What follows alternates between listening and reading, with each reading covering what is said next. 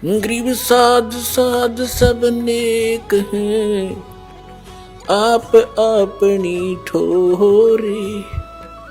जो सतलोक ले जावेंगे वो साधु कोई और।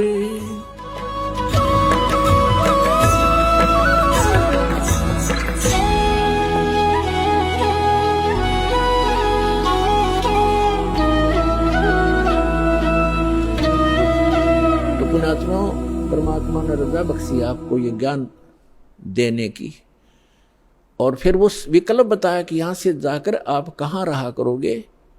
गीता अध्याय नंबर 15 के श्लोक नंबर 1 से 4 में कहा है कि उल्टा लटका हुआ संसार रूपी वृक्ष है, ऊपर को जड़ तो समझो पूर्ण परमात्मा, और नीचे को तीनों गुण रूप शाखा है, रजगुण ब्रह्मा, सतगुण विष्णु, तम गुण शिव जी। और जो संत इस उल्टे लटके हुए संसार रूपी वृक्ष के सभी विभाग बता देगा, तना कौन भगवान है, इस संसार रूपी जड़ कौन है, यानी जिससे सबका धारण पोषण होता है वो कौन प्रभु है, और शाखा कौन है, डार कौन है, और पत्ते क्या है, तो स वेदविद वो तत्वदर्शी संत है।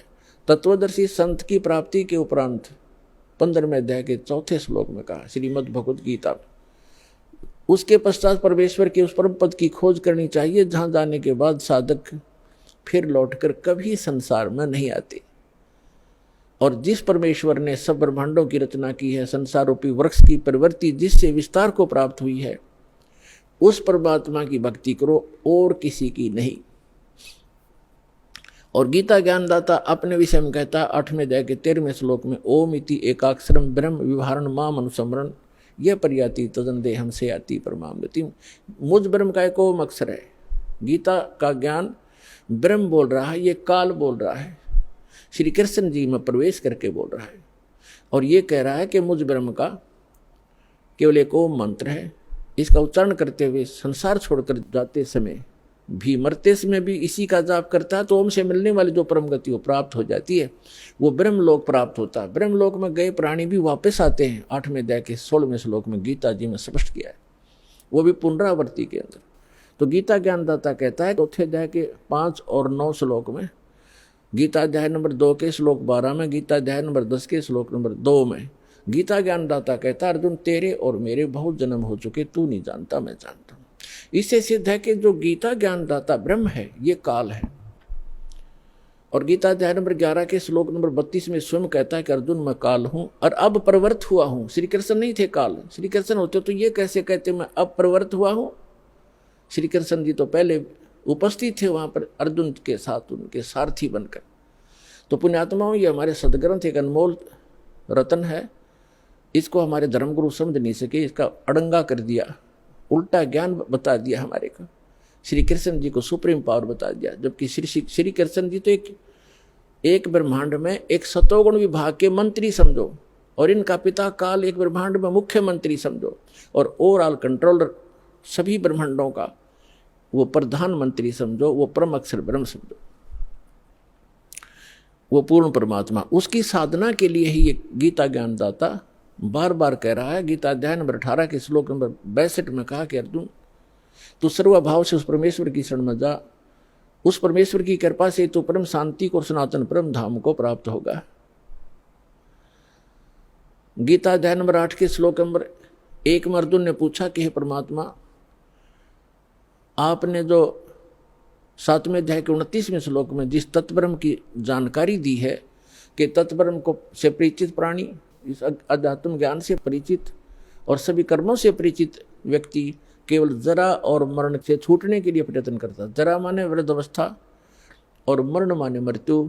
जरा और मरण से छूटने के लिए जो प्रयत्न करते हैं वे उस तत्ब्रह्म से परिचित हैं, अर्थात उस पूर्ण परमात्मा से परिचित हैं, उसके उस शाश्वत स्थान से परिचित हैं। वहां जाने के बाद बुढ़ापा नहीं आता, वृद्धावस्था नहीं आती और मृत्यु नहीं होती। 8वें अध्याय के प्रथम मंत्र में अर्जुन ने पूछा फिर किम तत्ब्रह्म, वो तत्ब्रह्म क्या है वो बता दे मुझे। अब 8वें अध्याय के 3रे श्लोक में गीता ज्ञानदाता ये काल कहता है ब्रह्म कि वो परम अक्षर ब्रह्म है, यानी गीता ज्ञानदाता से कोई अन्य है वो प्रभु, वो स्वामी, वो मालिक। गीता अध्याय नंबर 4 के श्लोक नंबर 32 और 34 में स्पष्ट किया है कि वो सच्चिदानंद घन ब्रह्म अपने मुख कमल से बोलकर एक अमृत ज्ञान प्रचार करता है। उस सच्चिदानंद घन ब्रह्म की वाणी में धार्मिक अनुष्ठानों की, अध्यात्म मार्ग की, भक्ति विधि विस्तार के साथ कही गई है, वो तत्व ज्ञान है। उस तत्व ज्ञान को अर्जुन तो तत्वदर्शी संतों के पास जाकर समझ उनको दंडवत प्रणाम करने से, कपट छोड़कर प्रसन्न करने से वो तत्वदर्शी संत तुझे तत्व ज्ञान का उपदेश करेंगे। इससे सिद्ध है कि गीता के अंदर वो तत्व ज्ञान नहीं है और गीता ज्ञान दाता भी तत्व ज्ञान से अपरिचित है। उसके लिए दास को भेजा परमपिता ने, कबीर भगवान ने तत्वदर्शी संत बनाकर। अब जो प्रसंग चल रहा है कि गीता ज्ञान दाता 8वें अध्याय के 3 मंत्र में कहता है कि वो परम अक्षर ब्रह्म है, और गीता अध्याय नंबर 8 के श्लोक नंबर 5 और 7 में अपनी साधना करने को कह रहा है कि मेरी भक्ति कर, मुझे प्राप्त होगा, लेकिन युद्ध करना पड़ेगा।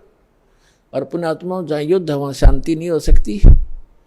इसलिए गीता ज्ञानदाता कहता है 18वें अध्याय के 62वें श्लोक में कि सर्वभाव से तू उस परमेश्वर की शरण में जा, उस परम अक्षर ब्रह्म की शरण में जा, उसकी कृपा से तू परम शांति को और सनातन परम धाम को प्राप्त होगा, जहाँ जाने के बाद साधक फिर लौटकर कभी संसार में नहीं आते। अब गीता ज्ञानदाता गीता अध्याय नंबर 8 के श्लोक नंबर 8, 9, 10 में कहता है कि उस सच्चिदानंद घन ब्रह्म की भक्ति करने वाला प्राणी साधक भक्ति की शक्ति से, योग के बल से, योग माने साधना के बल से, भक्ति की ताकत से, उस मंत्रों की भक्ति की कमाई की ताकत से उस परमात्मा को, सच्चिदानंद घन ब्रह्म यानी परम अक्षर ब्रह्म को ही प्राप्त होता है।